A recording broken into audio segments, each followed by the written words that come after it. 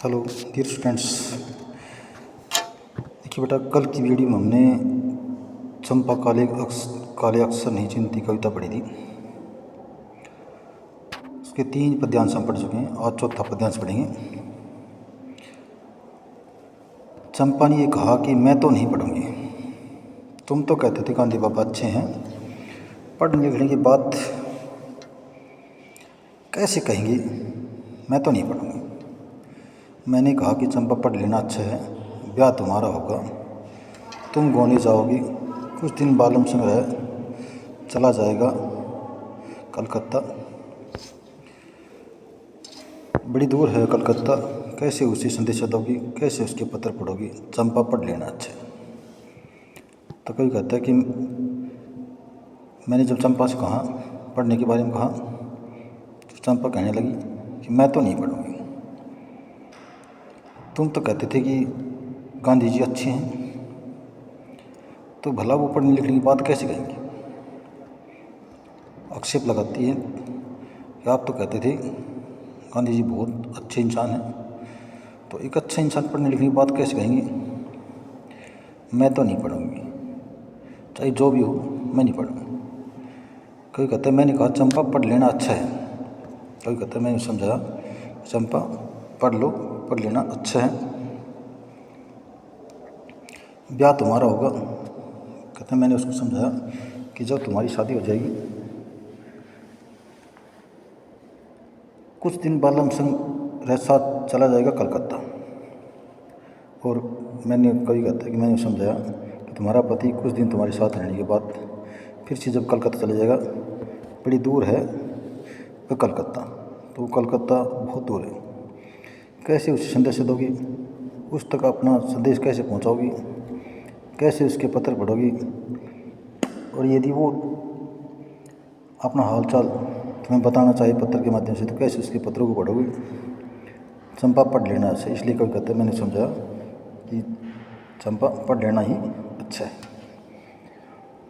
तो देखिए बेटा, कभी चंपा से कहते हैं पढ़ने की बात, तो चंपा उसको उत्तर देती कहती कि मैं तो नहीं पढ़ूंगी। तुम तो कहते थे, कवि ने उसे गांधी जी के विचारों से अवगत कराया कि गांधी जी भी चाहते थे कि उसके देश का प्रत्येक नागरिक पढ़ना लिखना सीखे। तब चंपा कहती है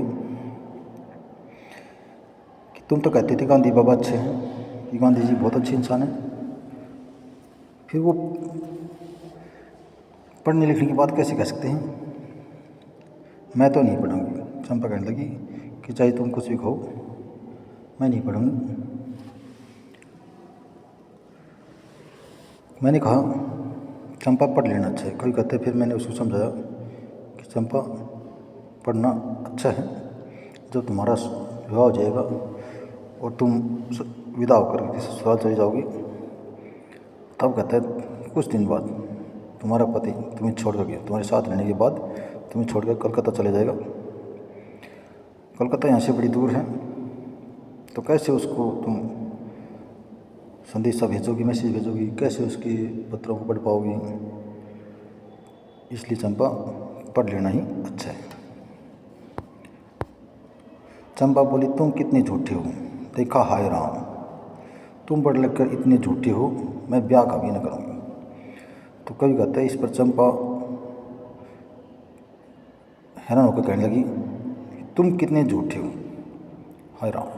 अचंबा करती हुई, आश्चर्य करती हुई कहती है, कवि के ऊपर आश्चर्य करती हुई कहती है ये भगवान तुम कितने झूठे इंसान हो, पढ़ लिख कर भी इतने झूठे हो, तुम पढ़ने लिखने के बावजूद भी झूठ बोलते हो। मैं तो ब्याह ही नहीं करूँगी। चंपा कहने लगी मैं तो कभी शादी ही नहीं करूँगी, और कहीं गलती से ब्याह हो भी गया, कहती है, और कहीं जो ब्याह हो गया और कहीं मजबूरीवश शादी कर भी ली, तो मैं बालम को साथ संग रखूँगी, तो मैं अपने पति को अपने पास ही साथ रखूँगी, न कलकत्ता मैं कभी जाने दूँगी, मैं उसे कलकत्ता नहीं जाने दूँगी। कलकत्ते पर वज्र गिरे कहते, और अंत में झुंझला कर कहती है कि कलकत्ता पर वज्र गिरे, अर्थात कलकत्ता नष्ट हो जाए। कलकत्ता पर वज्र गिरे, कलकत्ता नष्ट हो जाए। सोचती है चंपा कि न कलकत्ता रहेगा और न ही उसके पति को कलकत्ता जाना पड़ेगा, इसलिए वो कहती है कलकत्ता पर तो वज्र गिरे, अर्थात कलकत्ता नष्ट हो जाए। तो देखिए इस कविता में कवि ने उन सभी औरतों का जिक्र किया है जो ये समझ लिए पैसे के कारण, या कहिए जो अपने पति से दूर रहती हैं, प्रवास झेलने के लिए मजबूर होती है, उन महिलाओं का चित्रांकन किया है कि कैसे वो उनके पति उनको छोड़ करके नौकरी की तलाश में विदेशों में या शहरों में चले जाते हैं, उसके बाद उनको एकाकी जीवन जीने के लिए मजबूर होना पड़ता है। उस समस्या को इस कविता में उठाया है चंपा के माध्यम से, और चंपा ने किस प्रकार से उस समस्या का समाधान बताया कि वो तो अपने पति को कलकत्ता ही नहीं जाने देगी, अर्थात नौकरी की तलाश में महानगर की ओर नहीं जाने देगी। तो उम्मीद करते हैं कि कविता आपकी समझ में आ गई।